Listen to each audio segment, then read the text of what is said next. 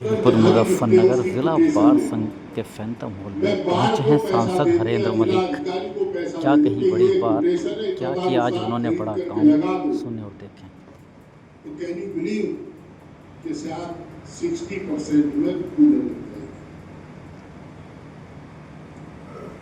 एक दिन एक कर्म जी हमसे नाराज हो गए इसी बात को लेकर। मैं बैठा था, कहीं चर्चा हुई, पार्टी को मांगे तो मैं वाटर कूलर दुआ दूं, 50-60 हजार का आरओ सहित आ जाएगा, और जो लगवाऊं तो 2 लाख के करीब लगे। अब मेरे को तो 80 लाख रुपए है एक विधानसभा क्षेत्र में। हालात बहुत खराब। हम कमेरों के वकील, आप हमारी समस्याएं सुलझाते हैं, मैं आपकी क्या मदद कर सकता हूँ? मदद तो आप लोग हमारे करते हैं। अब फक्र के साथ कहते हैं, चाहे जहां जाना का अवसर मिले, कि हमारे जिले के बाद सर्वोत्तम बात, और कोई अध्यक्ष रहे हो, कोई सेक्रेटरी रहे हो, उन्होंने सर्वोत्तमता को बना करके रखा है। इसके सम्मान, इस जिला बार के सम्मान को बना करके रखा है। मैंने पहले भी कहा था, बार बार एक बात दोहराने से कोई लाभ नहीं है, पर हमें हमारा सीना चौड़ा होता है, मस्तक ऊंचा होता है अपने बार के कामों को देख करके, और जिला बार का जो भी आदेश हो हमें उसी का।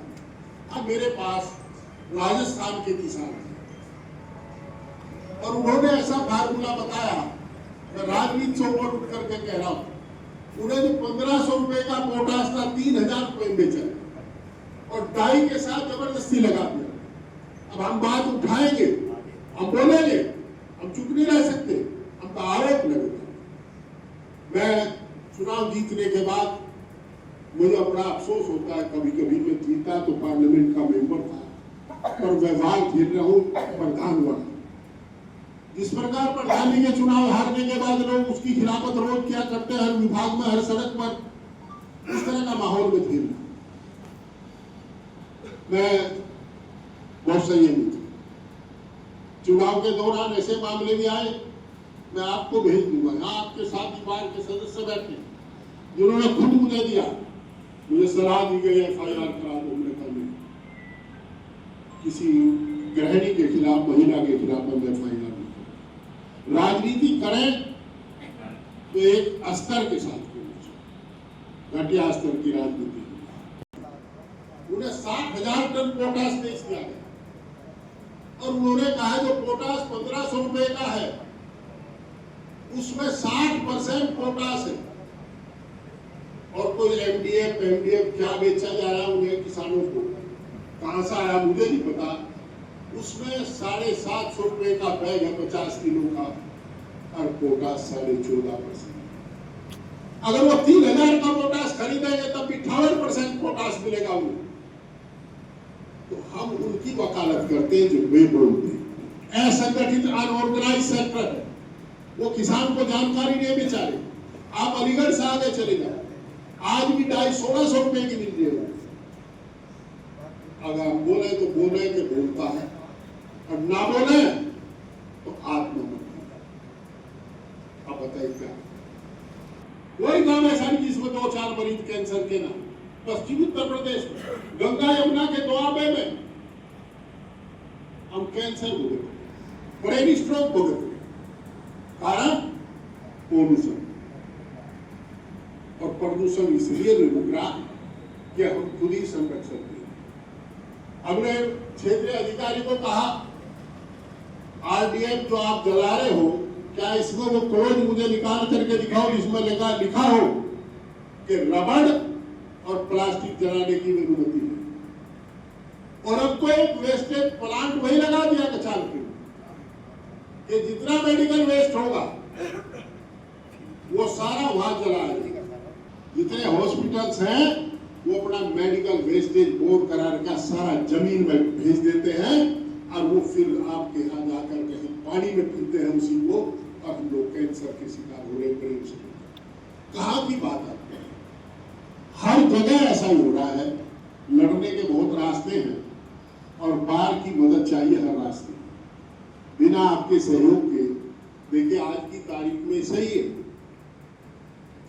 कि लोकतंत्र खतरे में। मैं एक कमेटी का चेयरमैन,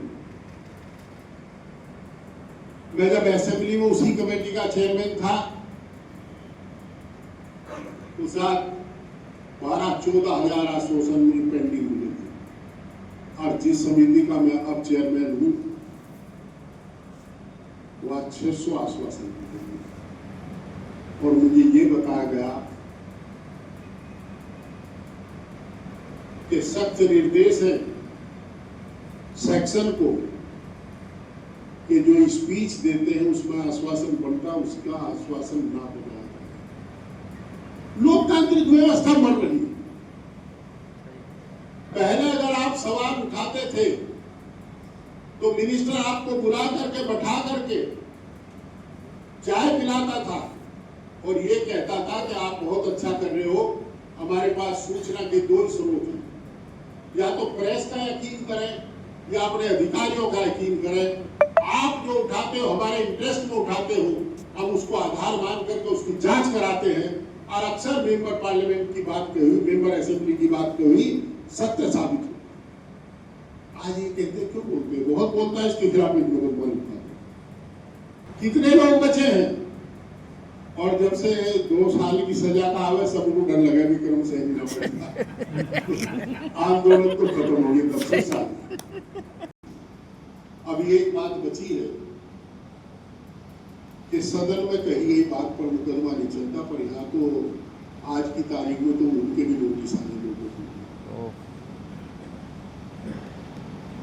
हालात, हमारी एक टीम थी, मैं सबसे छोटा था उम्र में, और सब आपस में बैठ कर के कहा करते थे कि अगर कलेक्टर एसपी कुर्सी पर बैठा हो हाथ फिर तो हाथ मत मिलाना, और वो भी नहीं मिलाते थे, मैं भी नहीं मिलाता।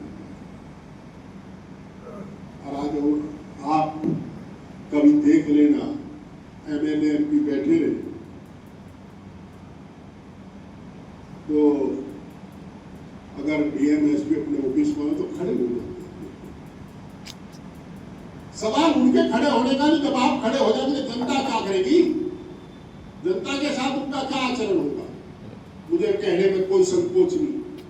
आप केवल और केवल आप लोगों के सहारे लोकतंत्र जिंदा, आप लोग न्याय दिला देते हैं इसलिए लोग जिंदा है, और नहीं तो न्याय की कोई आशा नहीं रही।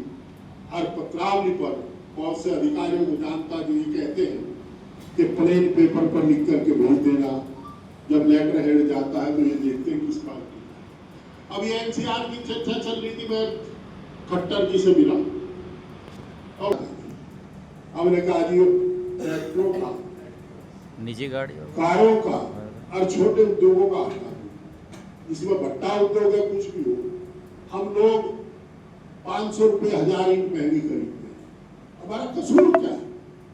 और एक ताजुब करोगे, उन्होंने अपने अफसरों को बुलाया, हमने पूछा भाई आप कोई हमें फंड तो दे नहीं रहे? उन्होंने कहा हमसे किसी ने मांगा ही नहीं आज तक। जो राष्ट्रीय राजधानी क्षेत्र का जो फंड है डेवलपमेंट का, किसी ने नहीं मांगा। मैंने कहा ये हम मांग लें, सरकार को क्यों मांगना चाहिए? मैं दूर की कोई है, मैं लंबी बात न कह करके आप लोगों का आभारी हूँ और उन्हें आपको आश्वस्त करता हूं कि जो 5 लाख रुपए प्रतिवर्ष मैंने देने की बात कही थी वो निश्चित रूप से पूरी करूंगा। 10 लाख रुपए दीजिए और 15 और दूंगा, चाहे वो भूगर्भ में ले लो चाहे पंखों में ले लो। एक बात जरूर अपेक्षा है, जो सत्ता पक्ष के लोग, आपके माध्यम से उन लोगों को कहना चाहता हूँ, समय ले ले माननीय मुख्यमंत्री जी से, हम सब लोग चलेंगे और यहाँ चैम्बर बनाए जाएंगे, जगह बहुत है, आपकी थोड़ी जगह है, इसमें 4 मंजिले चैम्बर बन जा। आजकल तो मल्टी स्टोरी बिल्डिंग बन रही है, 10 मंजिले बन जा, नीचे पार्किंग हो जाए बेसमेंट में, उसके बाद ग्राउंड पर वहीं से अपना काम शुरू हो जाए और चैम्बर बन जाए, सबके बैठने के चैम्बर हो जाएंगे, इधर ऑफिसर्स का हो जाएगा। और गन्ना फार्म पूरा देखो, ये सफेद हाथी है, गन्ना किसान टकटकी लगा करके देखता है, 38 के बाद कोई वैरायटी नहीं आई। ये तो सुरक्षित रहे, 7 शरीफ और इस पर देखो पार्क को, ये इतना बड़ा प्रामिसिस है। आप आवास विकास के दूसरे मकान बन रहे हैं, सब अफसरों के पास गाड़ियां हैं, वहां इनके मकान सिद्ध किए जा रहे हैं, सारा तोड़ करके और पूरा बना दिया जाए ऊपर तक चैम्बर 10 मंजिले 5 मंजिले 4 मंजिले, तो निश्चित रूप से सब सुविधा हो जाएगी और सुविधा बाध्यकारी होगी। और अभी भी अधिकारियों की मंशा मेरी तो नहीं गई, वो उसी तरह का माहौल रखते हैं। एसडीएम के 2 दफ्तर होंगे, तहसीलदार के अलग 2 दफ्तर होंगे। कौन जाता है डाक बंगले में, कौन बैठता है? पहले जो हुआ करती थी वो क्या कहे सब भारत में मिलान करे ना जी,